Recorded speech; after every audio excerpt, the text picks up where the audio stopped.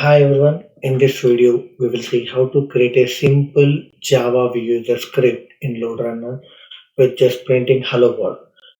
Okay, then first we need to create a script. Just click on Alt F and create new script. Here select Java Vuser and create new script.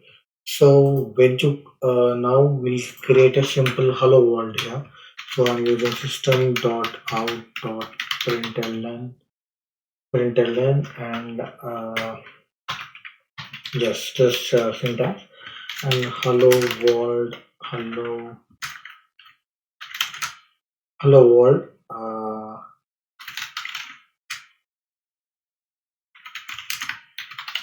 hello world, and just printing just in Java Vuser. Okay, now after you open your script, just before running, make sure you are using the right JDK.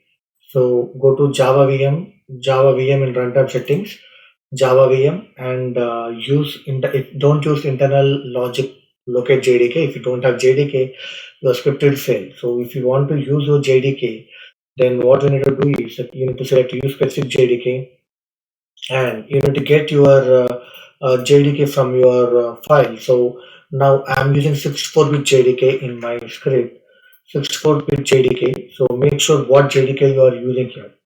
Okay, so I'm using 64-bit JDK and I've saved it. Okay, and when you are using 64-bit JDK in your script, in your machine and your LGs, if you are using 64-bit JDK, don't forget to enable the replace script with 64-bit in miscellaneous runtime settings. In miscellaneous option, you will have an option to enable replace script with 64-bit. Now I have enabled this, so if it will be defaultly disabled.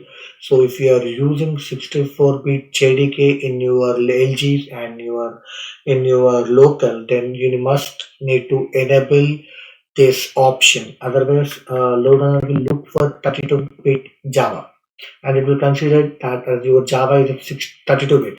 So make sure you are using specific 64-bit and you're enabling the option there. Now we have added the system.out.println. Now let's run it. So let's run it. It's starting now. No errors detected. It's compiled successfully and it was work fine. So if you see that system.out, it was printing that hello world testing Java user.